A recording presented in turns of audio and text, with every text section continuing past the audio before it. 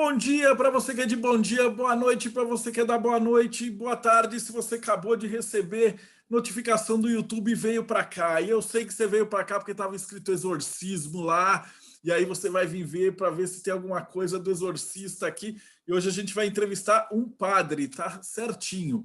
Mas antes, explicando para você que está aí no futuro, a gente está em 2021, a gente continua trancado em nossas casas, e esse projeto começou porque antigamente a gente fazia uma época onde todos podiam se reunir à vontade, a gente fechava um hotel e fazia um simpósio, um seminário de interreligioso e entre as ordens mágicas, as ordens esotéricas, as diversas religiões possíveis, para conversar um pouquinho. E aí, a pedido dessa galera, eu estou entrevistando aí pessoas de diversas religiões diferentes, ordens, iniciativas, tudo ligado aí ao místico, para a gente tentar trazer um pouquinho do que é cada vertente para o conhecimento. Né? E hoje eu vou conversar com um padre católico. Né? Então, seja muito bem-vindo, Padre Bento. Como é que o senhor está? Boa noite a todos. Vejo que tem uma turma bem animada por aqui. E estou bem, estou em período de férias e é uma satisfação poder conceder esse bate-papo, essa entrevista, poder interagir com pessoas que certamente têm pontos de vista tão divergentes, né, que cada um tem sua identidade, sua compreensão, mas que ao mesmo tempo tem uma mente muito aberta no sentido de querer entender o universo do outro. Então, muito boa noite a você que chegou agora e, e que tenhamos um momento de muita interação, de uma conversa muito franca, de uma conversa construtiva. Afinal, vocês trabalham muito a dimensão da espiritualidade. A espiritualidade é algo que enobrece a pessoa humana e sem dúvida, nos traz um crescimento, né? E estou aqui com muita alegria, né? Com muita boa vontade para começarmos esse momento. Maravilha. E a primeira pergunta que eu faço para todos os convidados é como é que foi a sua jornada? Então, quando que você acordou e falou assim, putz, eu vou ser padre? Assim, como é que foi o teu caminho? Por onde você estudou? O que tem que fazer? Como foi a tua jornada aí dentro da espiritualidade? Então, eu vejo que a raiz da espiritualidade, né, o primeiro despertar está muito no ambiente doméstico, da família. Os meus pais, eles não eram pessoas religiosas, no sentido de frequentar o templo, de estar na missa, de ter recebido todos os sacramentos. Mas minha avó, ela tinha uma sensibilidade religiosa, ela tinha um oratório, e o prazer dela era estar enfeitando aquele oratório, era adornar o oratório dela, estar olhando para as imagens. E, assim, as primeiras imagens do sagrado que eu tenho se remetem a isso. Depois eu fiz a primeira Eucaristia, não é? Como a maior parte das crianças católicas, e abandonei a igreja. Eu não posso dizer que abandonei, porque eu também não tinha consciência do mistério que ela me apresentaria e me encantaria. Então, eu só fui voltar à igreja depois da primeira Eucaristia a convite de uma professora de inglês que me apresentou a Pastoral da Juventude. E era um grupo de jovem bem expressivo no interior da Paraíba. Eu sou nordestino, sou paraibano e sou de uma cidade chamada Junco do Seridó. E ali naquela cidade havia um grupo de jovens muito expressivo, muito legal, e eu fui participando dos encontros, fui abrindo os meus horizontes e procurando compreender a fé. Ou seja, primeiro há um experimento, né? Eu acho que o primeiro momento nunca é o intelecto, passa muito mais por uma experiência sensorial, de encantamento pelo sagrado, sentimento religioso, né? Como diz Otto, que é um dos estudiosos expressivos nas ciências das religiões, então o sentimento religioso, e no segundo momento eu procurei dar razões à minha fé. Aí veio uma catequese, a leitura bíblica, eu ganhei um catecismo, e fui ler o catecismo da Igreja Católica, eu procurei compreender melhor a minha fé. Numa época em que a gente não vivia sobre o brilho dos smartphones, né? Então eu ganhei aquela Bíblia e ganhei aquele catecismo e comecei a fazer uma leitura que é o primordial, assim, eu diria, para quem está iniciando no cristianismo, e que quer compreender melhor a sua fé, esses dois elementos são fundamentais. Bom, aí, exatamente, quando eu participava desse grupo, penso que uns 2 anos, eu tinha 14 anos quando ingressei, acho que aos 16 anos foi quando eu senti, né, o chamado de Deus, o apelo de Deus para que eu fosse sacerdote na igreja, pudesse dar um pouco mais de mim a serviço da missão, a serviço da evangelização. Nesse tempo eu já estava integrado a outros movimentos da igreja, já participava de encontros na minha diocese e tudo mais, e foi quando eu senti o meu coração arder me chamando ao sacerdócio.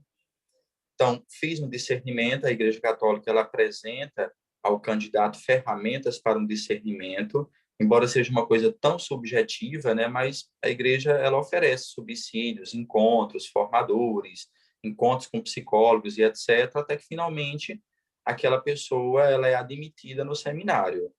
Então, eu estudei no seminário no interior da Paraíba, Seminário São José, na cidade de Patos. Depois, eu estudei em Campina Grande, e no seminário de filosofia. E, por fim, estudei a teologia em João Pessoa. Mais adiante, quando eu me tornei padre, eu validei o meu curso de filosofia e, mais recentemente, eu fiz o curso a pós-graduação em ciência das religiões.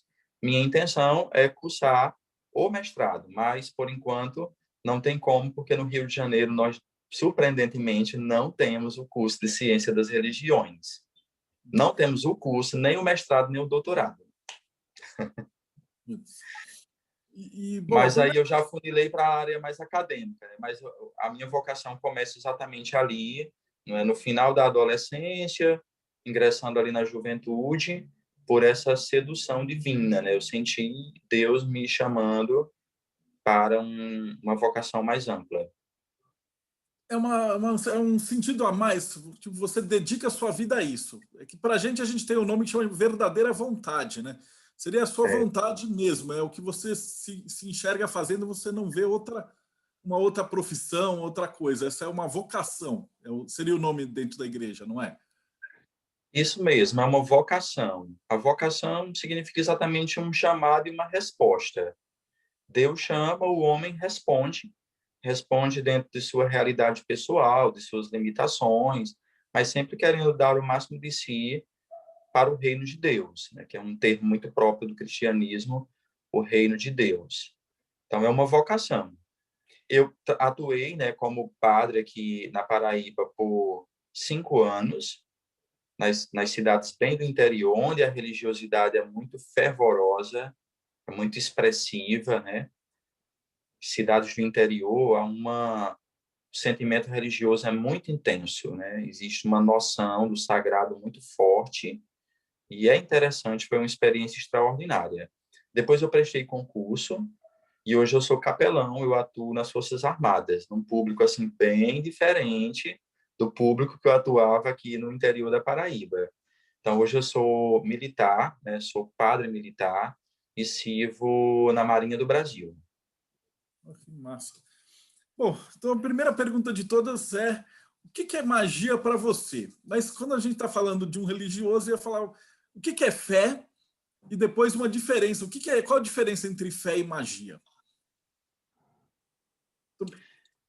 Primeiro, a gente pode fazer uma designação geral, dizer que a fé é uma esperança, é uma posse de algo que você não tem em mãos ainda, mas que você já possui de forma antecipada. A fé é possuir no agora aquilo que ainda não está palpável, ainda não está visível.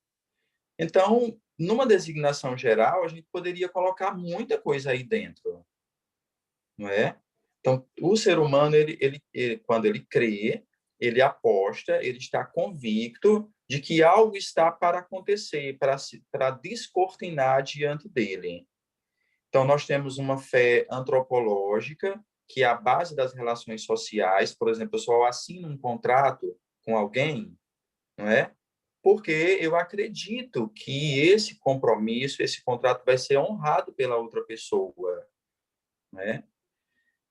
Nas relações humanas, por exemplo, nós podemos citar vários exemplos. É a questão de você confiar plenamente na palavra do outro. Aqui no Nordeste, existe muito isso. Tipo, nós afirmamos, eu vou à sua casa mais tarde. Posso ir na tua casa na próxima semana? A pessoa diz, pode ir na minha casa. E você acredita que aquele sujeito vai realmente à sua casa. Então, é uma fé, não é? Eu já percebi que em outros lugares, em outros ambientes, não. Eu vou na sua casa semana que vem. Qualquer hora eu apareço por lá. Mas, às vezes, não existe essa efetivação. Então, a fé não é uma crença, é você acreditar que algo vai realizar. Você já tem a convicção de que está se realizando, ou que se realizou, só que isso vai acontecer num período mais tarde. Então, nós temos aí uma fé antropológica, é a fé que nós carregamos, né, conosco. Alguém só casa com outra pessoa porque acredita que aquela pessoa terá fidelidade, que aquela pessoa vai amá-la. São relações de fé. E tem a fé teológica, que é a fé no transcendente, é a fé em Deus, uma fé absoluta, inabalável, que está alçada, então, nessa relação entre o humano e o divino. Deus tem uma fé na pessoa humana e o humano tem uma fé também em Deus. A fé que Deus tem para com o ser humano é uma fé absoluta, e a fé que nós depositamos em Deus também deve ser uma fé absoluta, mas ela está marcada pela fragilidade humana. Então, na história da salvação, do ponto de vista cristão, você tem um Deus que, às vezes, é até metaforizado nas Sagradas Escrituras, em termos de uma relação matrimonial. Um esposo que é fiel absolutamente à sua criação, ao povo que ele escolheu, e depois à própria igreja. Deus permanece fiel, ele acredita no humano. E é por isso que ele sempre estabelece uma aliança. E, por outro lado, você tem o ser humano, que também acredita em Deus, mas que, biblicamente, historicamente, ele rompe essa aliança com Deus. Então, nós podemos dizer que existe uma fé antropológica, que é um pouco a base das relações humanas, até um ateu também tem esse tipo de fé, né? Podemos dizer assim, a fé antropológica, e você tem a fé teológica, que é um dom sobrenatural de Deus posto no coração do homem. Pode estar adormecido, mas a qualquer momento ele pode despertar. Então, é você acreditar absolutamente em Deus, no transcendente. Massa. E qual seria a definição de magia dentro da Igreja Católica? A Igreja Católica acredita no mundo espiritual. Você vai dizer, óbvio, né, padre? Claro que ela acredita. Mas o mundo espiritual, para a Igreja Católica, ele não se restringe, vamos dizer assim, aos santos, às revelações. Ele não se restringe ao projeto salvífico. Então, você tem o mundo espiritual, e nesse mundo espiritual você tem uma realidade sombria que aparece na história da humanidade através de uma rebeldia contra o senhorio de Deus. Essa rebeldia contra o senhorio de Deus faz com que o homem caia no sofrimento, na morte, em toda sorte de desgraças, certo? E ao longo da história da humanidade, o homem às vezes procura a Deus e encontra, e às vezes o homem é tragado também pelas forças ocultas, né? Essas forças mesmas que se tornaram rebeldes e que desencaminharam o humano dentro desse projeto estabelecido por Deus. O resultado é que o homem, muitas vezes, recorre a esse universo oculto, se é a compreensão que a igreja tem, para obter favores imediatos ou para manipular, não é, as realidades espirituais, para o seu próprio benefício, a igreja também entende que há pessoas que manipulam essas realidades espirituais para prejudicar outras. E a igreja ela é realmente contra a ideia de magia, não é? A filosofia da ciência diz que em alguns momentos aí, ao longo da história do cristianismo, quer dizer, a magia não está circunscrita a o período da igreja cristã, né? Sabemos que ela extrapola, óbvio, né? Mas aí, como a minha área é uma área mais ligada ao cristianismo, então eu estou me atendo mais ao cristianismo, o judaísmo e cristianismo. Então a igreja entende que ao longo da história do cristianismo, especialmente na Idade Média, essa manipulação, ela, aliás, a filosofia da ciência entende que era uma tentativa de fazer ciência, não é, para amenizar as realidades humanas. Você manipularia objetos, objetos sacros ou não, né, ou elementos da natureza. A natureza teria que necessariamente trazer respostas ao humano para suas mazelas, para os seus dramas, para os seus sofrimentos, para as suas paixões, os seus desejos, para as suas doenças físicas também.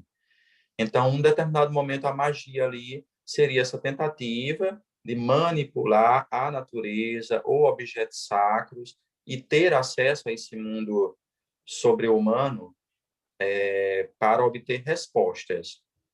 Então, a magia, no nosso entendimento, seria isso, esse acesso a um mundo espiritual, do ponto de vista religioso, a um mundo espiritual, digamos assim, mais sombrio, não é, a fim de, acessando essas realidades, obter favores para si ou para outros, né? E do ponto de vista da filosofia da ciência, seria um pouco isso, essa tentativa de manipular o natural para dar respostas a problemas existenciais ou físicos. E a tua especialidade é esse diálogo interreligioso, né? Então você chegou a visitar templos de outras religiões. Hoje, honestamente, eu visitei igrejas protestantes, né? Já visitei. E não visitei, no período em que eu cursei teologia, visitei centros de candomblé também, né?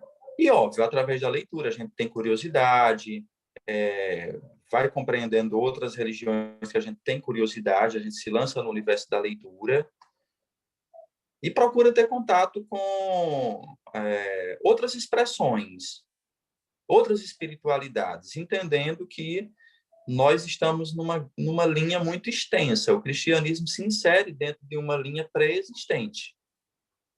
A espiritualidade não é algo absolutamente exclusivo do cristianismo. Há toda uma espiritualidade pré-existente, há muitas linhas que correm por rios diferentes, né? E tudo é espiritualidade. Sem dúvida, leva o humano ao crescimento, né? Também. Legal. O Rodrigo tinha feito uma pergunta que se você teve em cidades pequenininhas, né, do interior e em cidades grandes, né? Como que você vê a diferença de devoção das pessoas que moram num centro grande e agora você também está em contato com o exército também, que é um batalhão, muitas pessoas e tal, e a diferença da igreja atuando dentro de cidades pequenininhas. Como é que é a diferença de fé dessas pessoas? É bem diferente. Nossa, o ambiente de uma cidade do interior da Paraíba, do ponto de vista religioso, é totalmente diferente de uma metrópole como o Rio de Janeiro. Então, a experiência numa cidade de interior, as pessoas elas seguem a tradição católica, elas procuram os sacramentos, elas vão à igreja, elas procuram os sacramentos que se fazem presente em etapas fundamentais da pessoa, né? O nascimento, a idade da razão, ali a primeira Eucaristia, o crisma, vem o próprio sacramento do matrimônio, uma situação muito pontual e importante, né? Para sobretudo para quem é de uma cidade de interior. E, enfim, a unção dos enfermos, quando a pessoa está numa situação limite ali, e até mesmo a confissão, né, que é uma abertura ali da consciência da pessoa diante da igreja, que está ali presente através do sacerdote. Então, há uma busca muito grande, as pessoas são fiéis a isso. As igrejas são lotadas, as igrejas católicas. Existe um fervor religioso e existe uma devoção popular, né? Que às vezes você pode até se escandalizar com alguns pedidos das pessoas. Eu era padre e de repente vem uma pessoa me perguntar se poderia batizar a criança só de cueca. Mas por que batizar a criança só de cueca? E aí a pessoa vai dar uma explicação, não é dizer, não, porque eu fiz uma promessa que se ele é, é, sobrevivesse a uma etapa crítica que ele teve ali no período do nascimento, nos primeiros meses, aí eu fiz uma promessa com tal santo para que a criança se batizasse dessa forma. Como é resolver esses enigmas? Parecem coisas tão bobas, mas a pessoa ela empreendeu a fé dela naquele entendimento, né? Um entendimento que fugiu da compreensão da Igreja Católica. Não havia necessidade de fazer uma promessa dessa ordem, né? Absolutamente.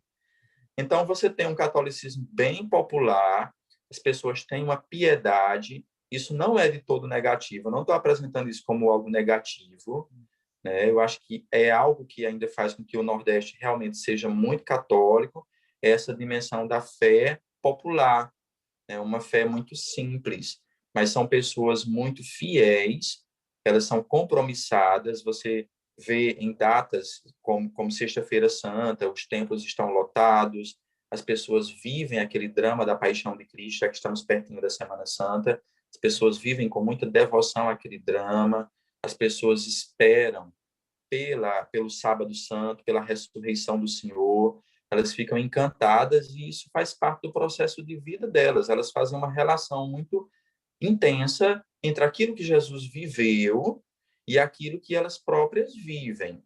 Mas isso elas não tematizam de uma forma mais elaborada, mais teologada. Não é? Elas vivem na dimensão simbólica, na dimensão da imaginação, na dimensão do encanto, do entusiasmo pelo sagrado. Elas não estão elaborando do ponto de vista intelectual as ações que elas estão experienciando, né? Então, o catolicismo popular é esse, é das rezas, das novenas, da procissão de pé descalço, de uma fé entusiasta, dos cânticos, das ladainhas, é a fé popular do povo brasileiro. E aí você vem para um centro, numa cidade pequena do interior, você tem no máximo o quê? Uma igreja protestante. A maioria das cidades onde eu passei não tinha um centro de candomblé, não tinha um centro de umbanda, não tinha. Cidades de 20 mil habitantes, 15 mil, 8 mil, não tem informação de que tinha. Talvez você possa dizer, padre, mas é porque esses grupos são grupos marginais, né? São grupos que não têm visibilidade, mas um padre ele caminha pela cidade inteira, né? Aí, claro que a gente tem a sensibilidade para perceber em algumas práticas religiosas das pessoas elementos dessas outras religiões, óbvio, né? A gente entende isso, mas não havia aquela institucionalização, digamos assim, não é? Apesar que essas religiões de matriz africana são muito mais espontâneas na sua forma de organização social, não é? Mas não havia tanto isso, eu não conseguia enxergar. Isso que você falou é fascinante dos santos, né? Em igreja no interior, eles têm uma devoção grande de santos, né? Deixa eu fazer uma outra pergunta de leigo mesmo. Como é que uma igreja escolhe quais santos que ela vai colocar nos altares? É o padre que escolhe, é a diocese manda. Então, por exemplo, você pode pôr lá um São Pedro, um São Jorge. Como é que é escolhido esses santos? Porque isso eu acredito que vai influenciar a cidade, não vai?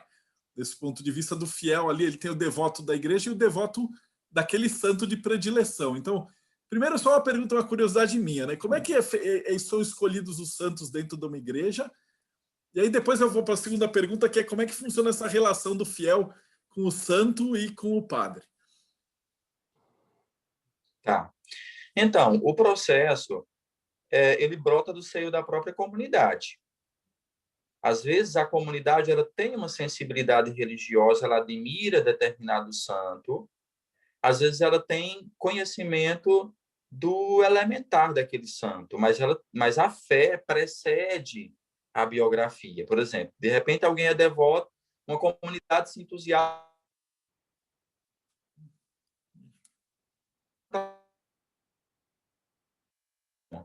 primeiro vem o entusiasmo, aquela figura. Depois a pessoa vai atrás de conhecer a história dela mais a fundo. Mas entendo que esse processo é sempre um processo mais simples, que brota no seio de uma pequena comunidade. O padre chega ali, eles desejam construir uma capela e dizem logo, padre, nós queremos que o padroeiro daqui seja São Sebastião. Nós queremos que o padroeiro daqui seja São Bento. Nós queremos que o padroeiro daqui seja Santo Expedito. Então, o padre vai acolher aquele desejo da comunidade. Agora, é claro que também tem alguns sacerdotes que apresentam nomes. Às vezes, você chega na comunidade, a comunidade não tem um rosto ainda do ponto de vista da identificação como determinado santo da igreja. Aí vai e apresenta nomes ali para a comunidade, ou você tem grupos diferentes que querem santos diferentes, então o padre vai apresentar um pouco a história de cada santo, a biografia, e aí torna o processo um pouco mais democrático. Mas quase sempre a comunidade ela já fez uma escolha prévia. O sacerdote, valorizando a devoção daquela comunidade, vai erigir a capela, vai ajudar o pessoal a comprar a imagem e etc. Funciona mais ou menos assim. E não tem limite, né? De repente tem uma outra comunidade, eles falam, agora a gente queria pôr o São Expedito e não tem uma capela ainda. E aí, diante da pressão, né, dos fiéis, aí a igreja tem uma negociação e aí eles fazem a capela de um santo novo. É uma coisa bem democrática. A igreja procura respeitar essa sensibilidade religiosa das pessoas. Então, essa fé, ela precede, não é tudo. Existe um respeito ao sentimento religioso da comunidade. Ela tem uma identificação com determinado santo. Às vezes, surgiu de uma imagem que foi encontrada, né? A imagem de Nossa Senhora Aparecida. Hoje é o maior santuário que nós temos no Brasil, que é Aparecida, foi uma imagem encontrada aos pedaços, né?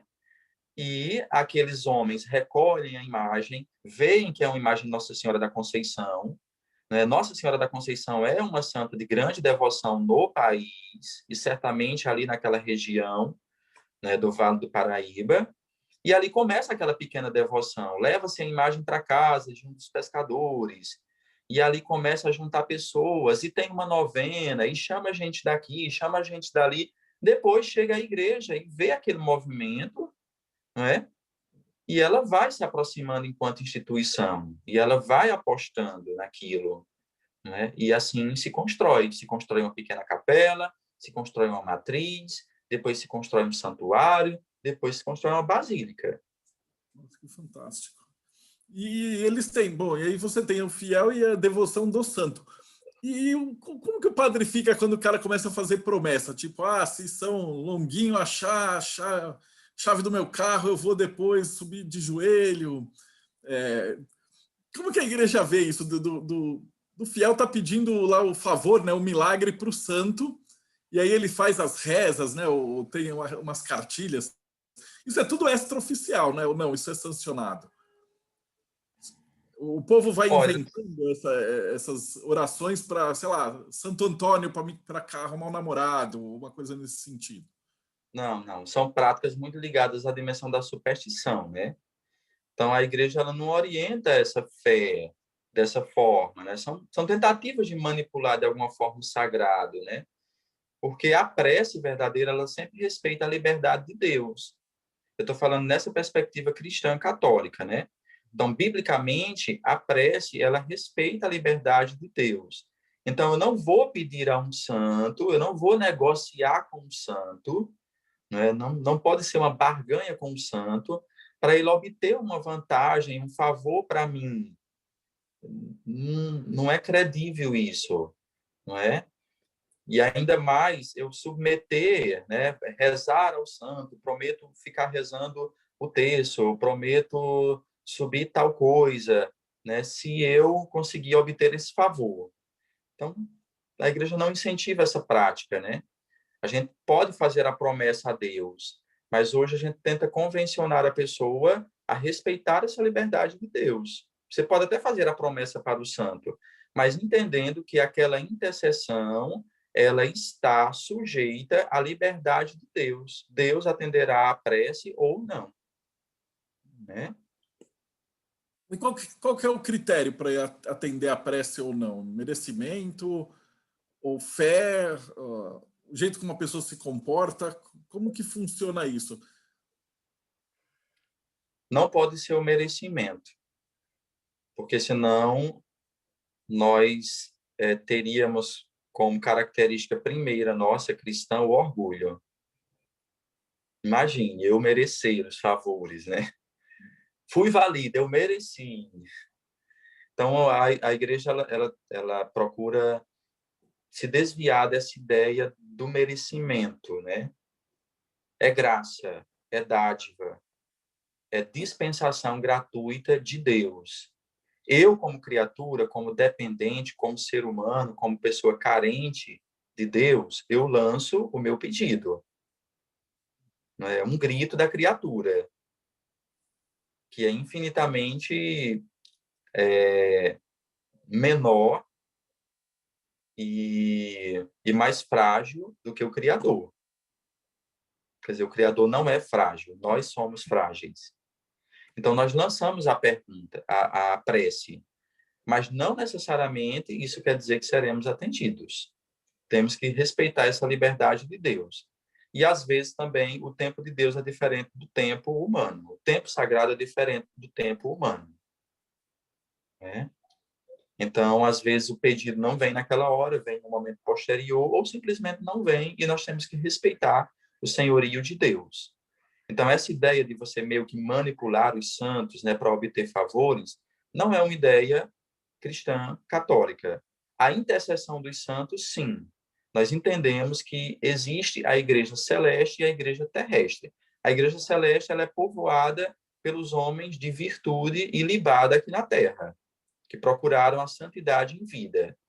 Então, aquelas pessoas que conseguiram atingir a santidade, não obstante as suas limitações e sua fraqueza humana, nós entendemos que ela está diante do Cordeiro.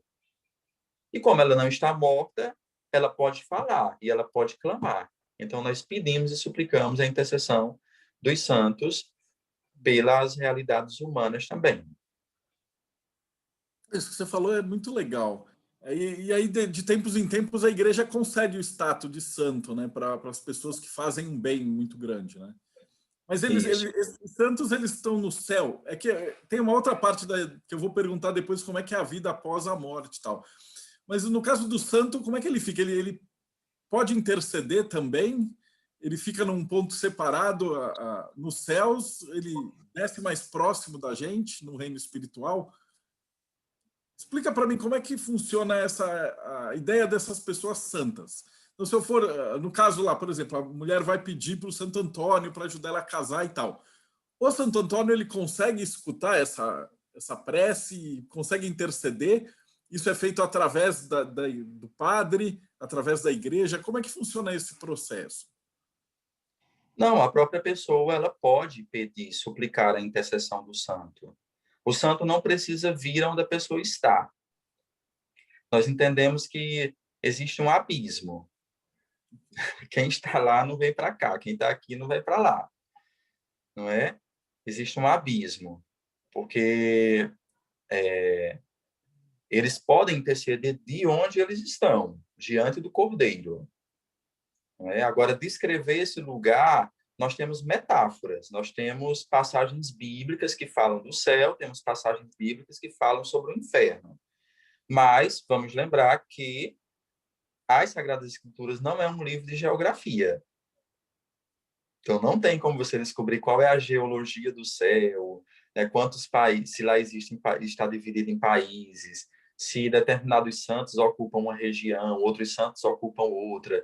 O que nós temos na Bíblia são metáforas para falar sobre essas realidades. Nós nem sabemos se são lugares, podem ser apenas estados de espírito. O céu pode ser um estado de espírito, O inferno pode ser o estado de espírito e o purgatório pode ser outro estado de espírito da pessoa. Eu tenho uma pergunta que geralmente é a última que eu faço, né? Mas dessa vez eu vou antecipar, porque um monte de gente me pediu para perguntar sobre exorcismos, espíritos, etc. Mas para entender isso, eu vou ter que perguntar para você primeiro, dentro da doutrina católica, o que, que acontece com a gente depois que a gente morre? Se você for, você precisa ser um merecedor do céu, como é que eu faço para ir para o céu? Ou existe um céu, ou eu vou para o inferno? Como que funciona isso mais ou menos? Para a Igreja Católica existe, sim, céu, inferno e purgatório. Ok. São três realidades. Como eu disse a você, as Sagradas Escrituras, elas apresentam imagens, metáforas para falar sobre essas realidades. Aquilo que é muito próprio do universo religioso. O universo religioso ele se apropria da imagem, da plástica, né, para apresentar essas realidades superiores. Então, o merecimento para o cristão católico ele merece à medida que ele vive o estilo de vida de Cristo. Uhum. Em última análise, definitivamente a salvação é uma oferta divina, mas o Senhor, ao longo da sua existência histórica, ele nos apresentou um caminho para acessar o céu, né? E esse caminho passa pela prática da caridade, do amor ao próximo, de uma religiosidade autêntica, de uma relação com o sagrado verdadeira, né, que não seja fantasiosa, não seja manipuladora, que não seja legalista. Quer dizer, Jesus faz uma crítica muito acentuada à religião. Então, é interessante, né? Porque você tem uma liderança religiosa que fez uma crítica contundente à própria religião. Então, a vivência autêntica da fé, o amor ao próximo, e o seguimento à pessoa dele, ao estilo de vida dele, nos leva à salvação. E aí, por outro lado, o que levaria uma pessoa para o inferno? A negação total de Deus, do seu amor infinito. E, e o total relaxamento espiritual da pessoa, que cairia muito facilmente nas ciladas do inimigo, e isso a levaria ao inferno, né? É a decisão reiterada, consciente, de não amar a Deus. Isso já consistiria no inferno na Terra, né? Porque a partir de então, a pessoa ela vai assumindo prioridades e vacilos que vai implicar uma vida desenfreada. E o meio termo, o purgatório seria o quê? Um estado de purificação da pessoa, porque nem todas as pessoas que morrem, elas morrem num estado de graça. Então, elas precisariam passar por uma etapa de purificação, onde a misericórdia de Deus pode alcançá-las ainda, e assim elas viver esse paraíso, esse jardim, essa alegria eterna que é o céu. Entendi. Seria um período de purificação interior. E se no caso a gente tivesse um ateu ou um bandista, um candomblessista que fosse uma pessoa extremamente caridosa e bondosa e voltada para Deus, depois que essa pessoa morre, como é que seria o caminho dela? Só a misericórdia de Deus pode alcançá-la. Nós não podemos fazer um julgamento. Dizer, essa pessoa não vai se salvar. Certo? Há correntes mais tradicionais que abominam, que renegam, que condenam. Mas eu, particularmente, entendo que faz parte de uma fé muito clientelista, né? Que se não for cliente meu, não tem valor algum, né? Então, Deus, em sua misericórdia, ele avaliará e julgará as pessoas, né? Vai ser bem interessante. Deixa eu ver se tem uma outra pergunta. Como ele falou, né, nesse ponto, como é que funcionaria esse exorcismo mesmo? Porque isso é uma das coisas que é bem típico, bem clássico da Igreja Católica, né? Da pessoa estar possuída por algum espírito maligno, e aí os padres eles têm uma classe. Existe um treino especial para se tornar um exorcista? Tem que fazer algum curso? Como é que funcionaria se uma pessoa que é um padre, ele deseja saber fazer um exorcismo? Uhum. Então, o exorcismo, primeiro existem os pequenos exorcismos e existem os grandes exorcismos. Por exemplo, no batizado de uma criança, existe um pequeno exorcismo. Dentro do ritual, se pede a proteção divina para afastar as ciladas do demônio, para que aquela criança possa enfrentar os males que se apresentaram ao longo da sua vida,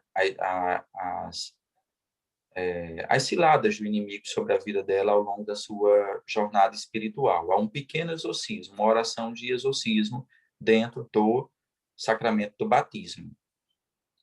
E existem os grandes exorcismos.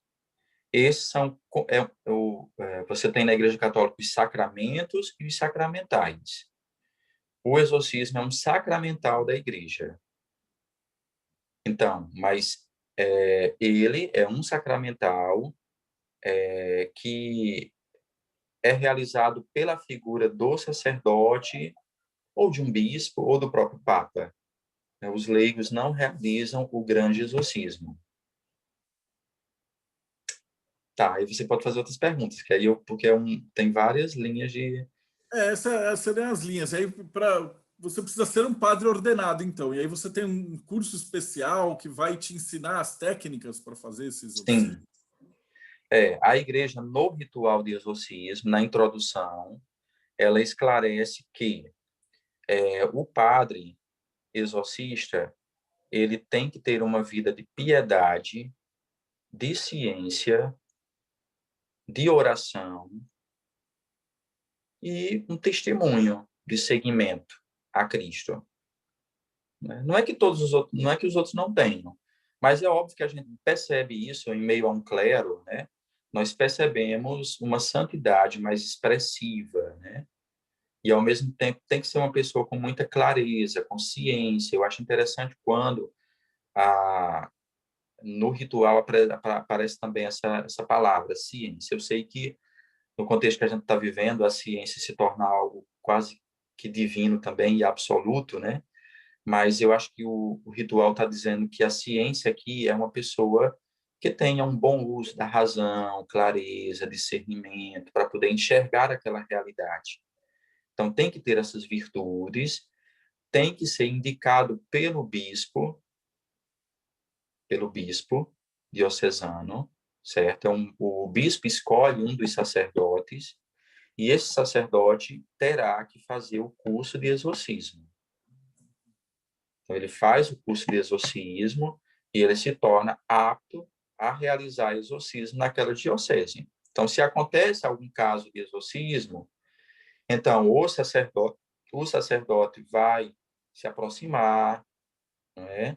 Geralmente vai ser indicado aquele sacerdote, vai ser comunicado ao bispo, o fiel vai precisar do sacerdote, ele pode ir no padre da sua paróquia. Só que o padre vai dizer, eu não sou o padre exorcista, mas eu vou comunicar o caso ao bispo e o bispo vai acionar o padre exorcista para se aproximar e averiguar se trata de fato de um caso de exorcismo.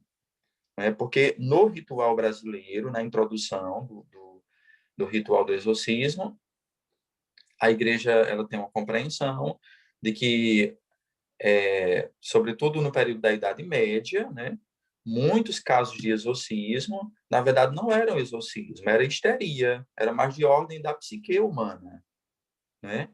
E isso ainda está presente hoje, então precisa fazer um discernimento, o que é de ordem psiquiátrica, o que é de ordem espiritual, porque o ser humano, ele é um conjunto.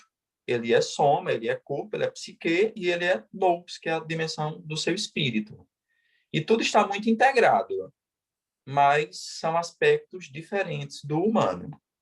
Então, o sacerdote exorcista, ele vai ter que ter essa clareza, né? Ele não precisa ser um psicólogo, um psiquiatra. Se for, porque a igreja até tem também, né? Graças a Deus, né? Que temos padres que estudam outras ciências também. Mas ele não precisa ser. Mas ele precisa ter a perspicácia de perceber o que é de ordem psicológica, psiquiátrica e o que é de ordem espiritual. Então, ele vai fazer uma averiguação, não é? Inclusive, se essa pessoa já está frequentando algum especialista, não é interessante ter acesso aos laudos, a uma compreensão. Tudo isso é interessante ver, né? Porque a gente vê hoje aí, em muitas igrejas, né, uma teatralização desse aspecto. Tudo é demoníaco. Tudo tem que cair ali no chão, espernear, né? E aquilo se torna um espetáculo. É bonito aos olhos humanos, né? Mas, assim, você vai verificar, a pessoa ali teve uma crise, né, epiléptica ou de outra ordem. Então, tem que haver um discernimento. O sacerdote exorcista vai ter essa clareza e ele vai buscar compreender melhor o fenômeno e, se for de ordem espiritual, ele realizará o ritual do exorcismo, conforme prevê a Igreja Católica. Perfeito. Eu tenho uma pergunta do Ulisses. Ele fala: Padre Bento, a visão do Dante Alighieri do céu, do inferno e do purgatório, ela corresponde com a visão da Igreja Católica? Aquele livro, a Divina Comédia, né, que é o livro mais clássico que tem a descrição do inferno e tal. Como que a Igreja Católica vê essas descrições? Se corresponde à visão do inferno, né? Você perguntou. Isso. E do céu também, né? Do purgatório, né? Ele descreve os tipos de pecado, os tipos de demônio, os tipos de tortura que tem. Você acha que é uma visão mais metafórica? Acho uma pergunta muito interessante, muito boa. Parabéns pela sua pergunta. Certo? Agora, vamos entender que essa visão da igreja a respeito de algo que é tão enigmático e que as Sagradas Escrituras, como eu disse, apresentam apenas citações, né? Muito mais simbólicas, são realidades difíceis de você descrever. Então, na Idade Média, a igreja entendia com as pinceladas também do Dante, não é? Você tem obras de santos que fazem uma descrição tão simbólica, forte, arrebatadora e amedrontadora como a visão pintada na obra da Divina Comédia, certo? E aí, são instantes diferentes da compreensão da igreja, enfoques diferentes. O fato é que ela não nega que as três realidades existem. Mas a compreensão disso, ao longo da história da igreja, ela é diferente. Eu não diria evolutiva, né? Para não cair num evolucionismo, em que a etapa mais perfeita seria agora. Eu não gosto de lançar esse entendimento. Mas, na Idade Média, sim, havia uma descrição, né, de como eram os ambientes, né? A imagem assombrosa do inferno, dos demônios, a descrição da caricatura dos demônios, de Satanás, né, do fogo. Todos são elementos metafóricos para falar sobre uma realidade. Então, você tem imagens na Bíblia, você tem imagens que são mais incrementadas no período medieval, e depois do iluminismo, não é, vem essa onda de racionalismo, e aí há quem diga que esses ambientes tão caricaturados não existem dessa forma, que seria apenas estados da alma humana. Céu, inferno e purgatório seria um estado do qual não é possível você regressar, você fazer o caminho inverso, né? O purgatório, sim, seria um estágio aí, uma etapa existencial transitória, mas o céu e o inferno seria a dor de uma solidão, uma angústia eterna que o ser humano não conseguiria mais reverter, e o céu, a felicidade eterna por contemplar a face de Deus. Agora, tem como você dizer é exatamente assim?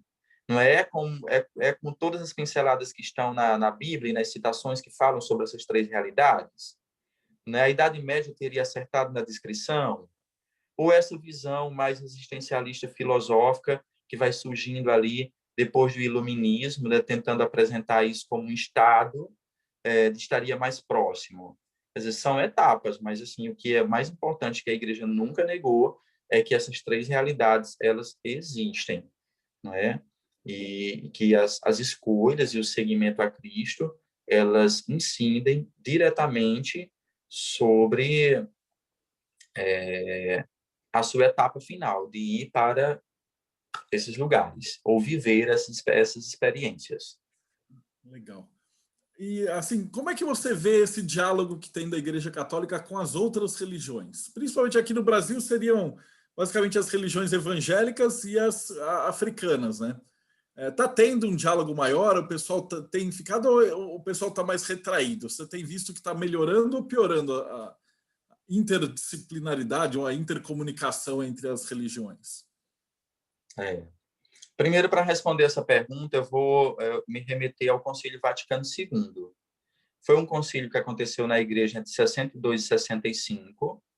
Esse concílio ele deu origem a uns dois documentos, sobretudo a Unitatis Reintegratio, e tem um outro documento também que versa sobre o diálogo, não é, ecumênico e o diálogo interreligioso também.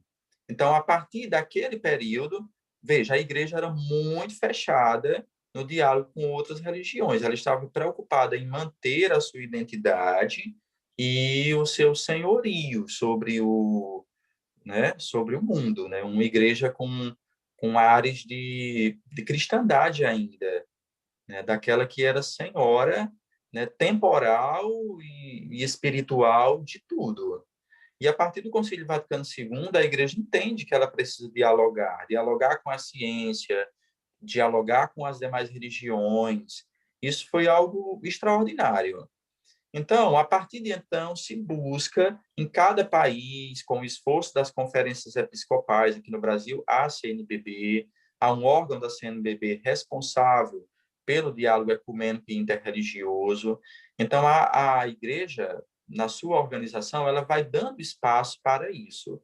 Isso não quer dizer que todos os fiéis assumam essa postura, né? Não quer dizer que todos os fiéis assumam. Alguns são reticentes ao diálogo interreligioso e também ecumênico. Eles acham um perigo isso, eles acham que só a igreja que está se abrindo o diálogo, as outras religiões não estão. Tem frases dessa ordem, entendeu? Ou dizer, não existe ecumenismo, né? Não existe isso, é uma utopia. Mas nós entendemos que sim, né? Que a divisão que ocorreu na Igreja Católica ela é falta, né, de um testemunho dos cristãos da época. Por isso ela se dividiu, né? A gente poderia culpabilizar a igreja protestante, mas não é assim que a gente tem que ver. Há as questões históricas ali no meio, há uma postura da igreja e tudo mais, e o fato é que não há que negar que a divisão, pelo menos no território do cristianismo, começa ali e vai se alargando, né? Agora, já que isso existiu, é um escândalo você ainda viver guerreando, impondo a sua visão ao outro, né, e fazendo vista grossa de que o outro existe com a sua compreensão de fé e com a sua variante doutrinal. E aí nós temos do outro lado, né, que apresentei agora um pouco sobre essa visão cristã protestante, e aí temos as outras religiões muito mais antigas que o cristianismo, né? Segundo Michel Eliade, as primeiras manifestações do sagrado teriam ocorrido 70 mil anos antes de Cristo. Nós não estamos falando de uma religião institucionalizada, organizada, nós estamos falando de sentimentos, comportamentos religiosos, não é? Relação simbiótica ali, né, com a vegetação, com as rochas, com a caça, né? É o sentimento religioso que vai começando a despertar nesse primeiro momento. Então, nós não podemos assim ignorar e desprezar as demais religiões, né? Com todo o seu construto espiritual e com a sua visão de mundo. Cada pessoa tem que ter clareza da sua identidade religiosa, né? Por isso que, em alguns momentos, ao longo da nossa conversa aqui, eu fui apresentando um pouco o que pensa a Igreja Católica a respeito.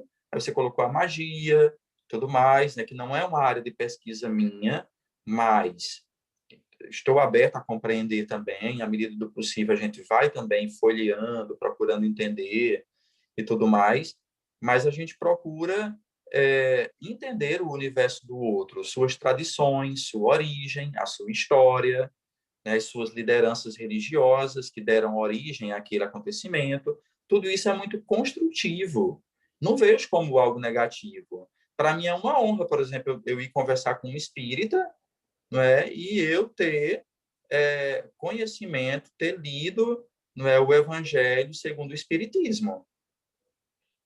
Eu vou ter pelo menos eu vou ter propriedade ali da linguagem do livro para tentar entender os conceitos e tudo mais. Então, é pobre quando você se fecha, você aprofunda só a sua identidade religiosa e você é uma criatura beligerante, tentando destruir o tempo todo o outro ou arregimentar o outro para a sua própria crença. Isso é empobrecedor. Não é assim que se dá o diálogo interreligioso, né? Ele vai na linha da escuta, de querer compreender o diferente. Compreender não para assimilar, se bem que às vezes a gente assimila também um pouco da espiritualidade do outro, não é? Não tem problema em relação a isso. Isso não significa que você vai perder a sua fé ou sua fé vai estar em mutação. Não é isso. Você tem a sua identidade religiosa, mas você conhecer a história, o universo simbólico da outra religião, as narrativas míticas, não é? Os personagens que são fundadores daquela compreensão do sagrado, isso é enriquecedor. Isso alarga o nosso ponto de vista cultural e espiritual também. Então, assim, para você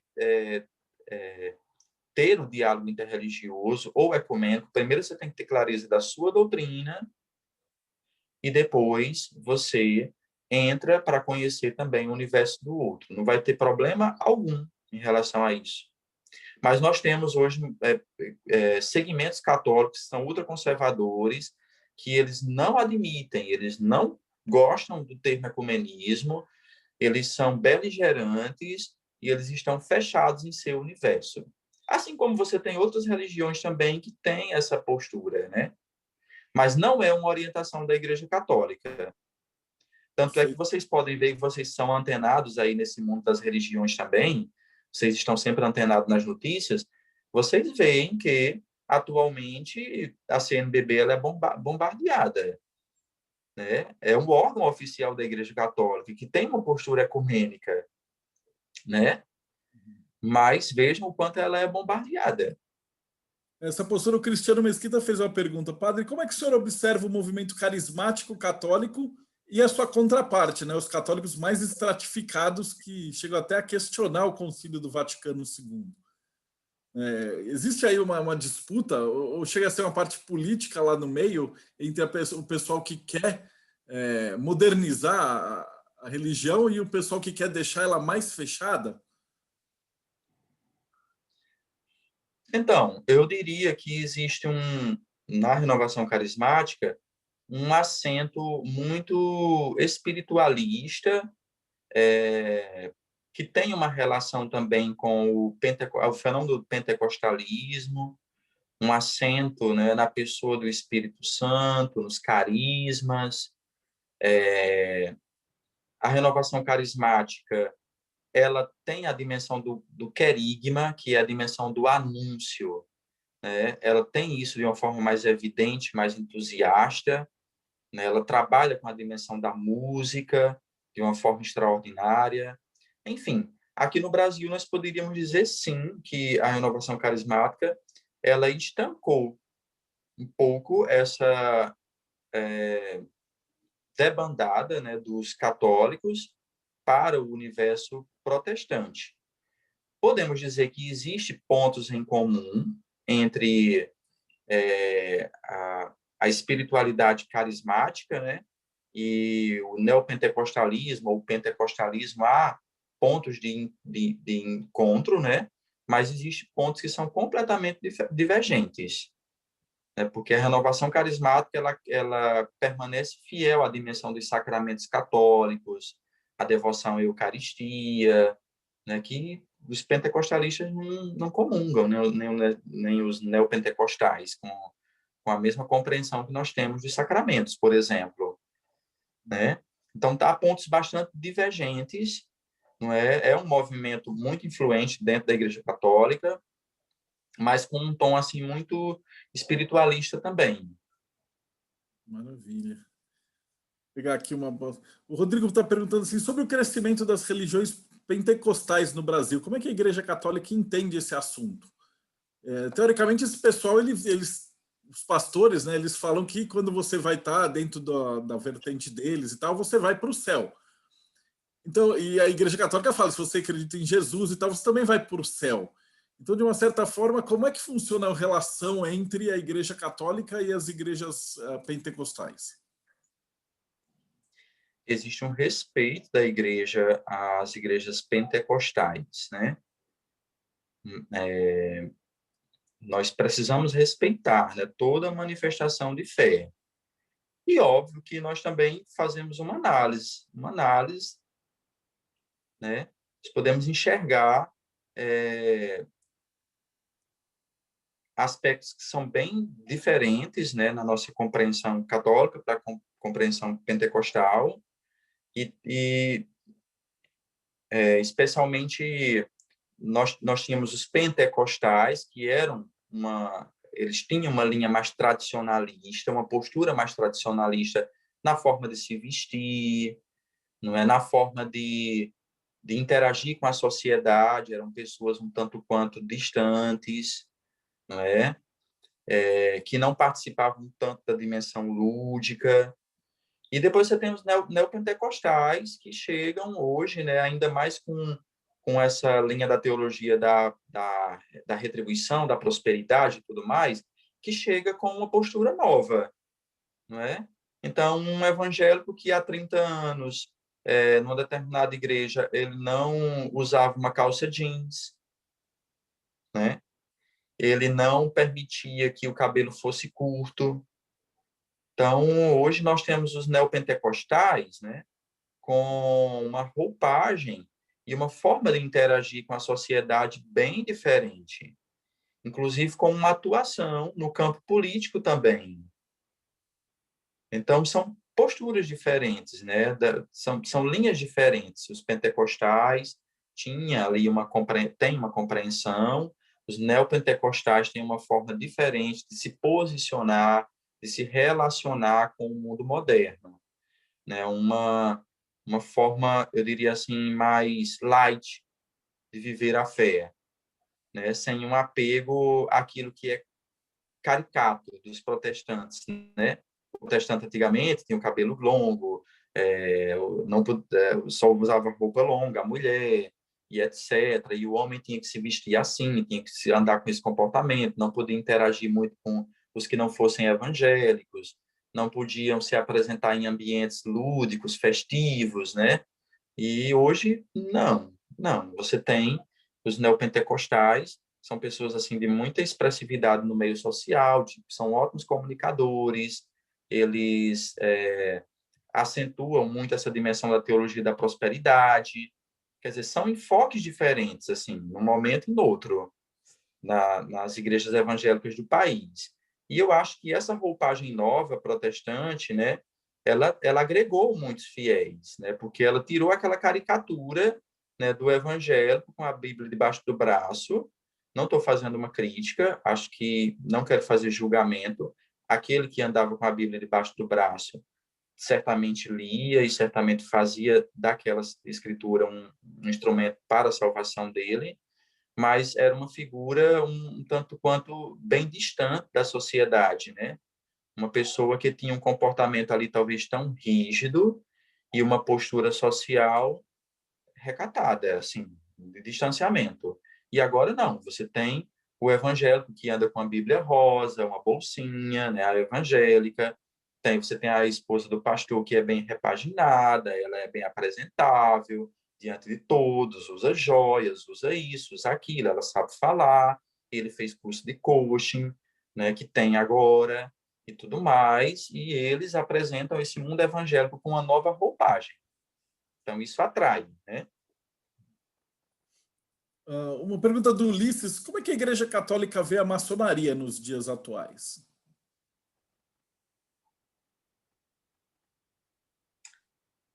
Vamos lá.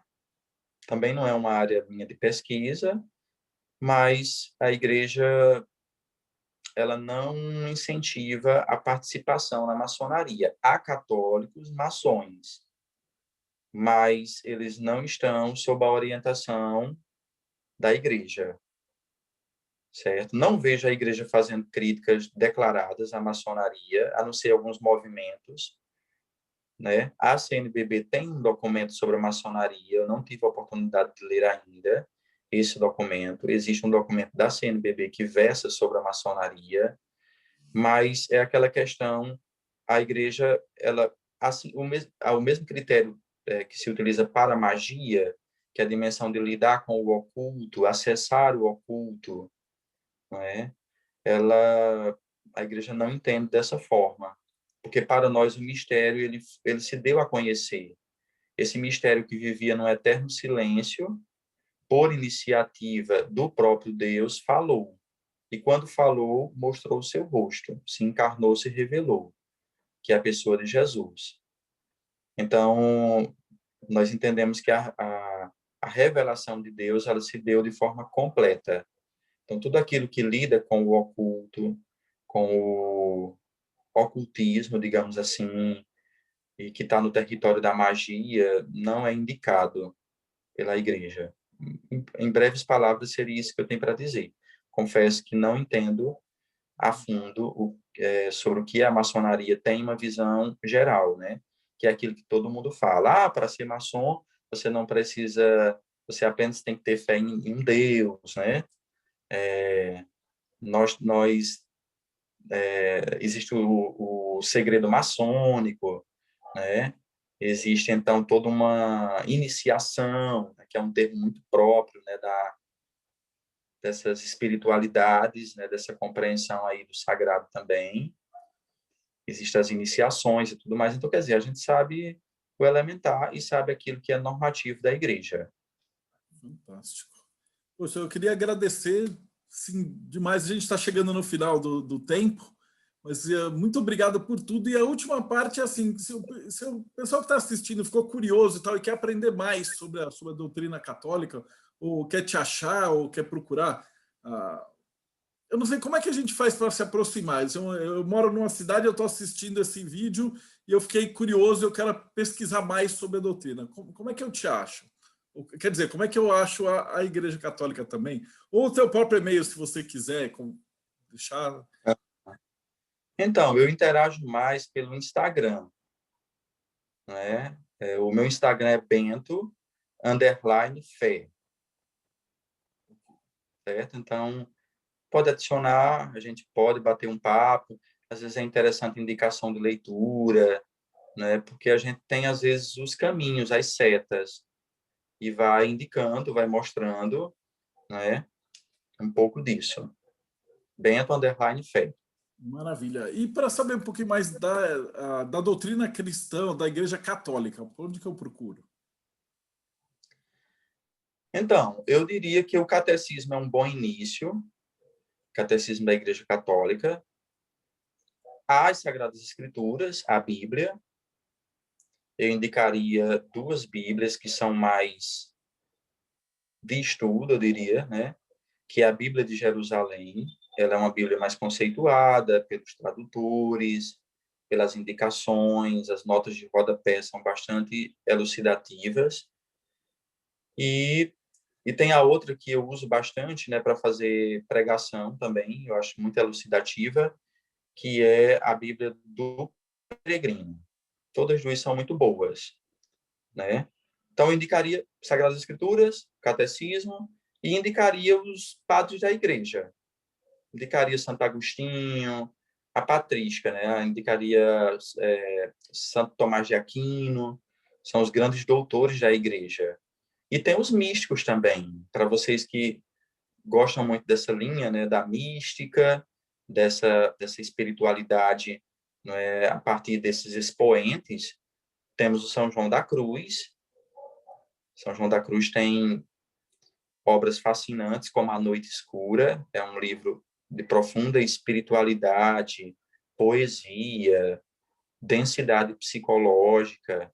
Você encontra tudo isso ali no Noite Escura de São João da Cruz. Tem as obras de Santa Teresa d'Ávila, Santa Teresinha do Menino Jesus. Tem vários místicos da igreja que vale a pena a gente folhear, né? A gente poder enxergar. Mas eu acho que a patrística, os padres da igreja, inclusive existe uma coleção da patrística, pode ser encontrada facilmente como em PDF, mas também nas livrarias católicas. São os livros verdes, são muitos, mais de 50, e ali você tem acesso ao pensamento embrionário, digamos assim, do cristianismo no seu início, né? Raízes do cristianismo. Oh, fantástico. Poxa, Padre Bento, eu queria agradecer, muito obrigado pelo teu tempo para conseguir essa entrevista, acho que foi bem legal. Eu vou só despedir do pessoal aqui, depois eu já abro a câmera e a gente conversa um pouquinho mais. Tá? Eu vi que tinha muita pergunta chegando aqui, mas nem dava para ler, porque some de repente, né? Eu fui fazendo ela, conforme eles foram perguntando, eu fui fazendo ela durante o programa. Aí ficou alguma outra, a gente faz agora. Mas eu vou só despedir, porque a gente já está chegando no tempo limite. Então, para você que acompanhou a gente até aqui, não esquece, dá like no canal, segue, dá uma olhada nas outras, porque tem mais 150 entrevistas desse tipo. E muito obrigado por acompanhar a gente no Bate-Papo Mayhem.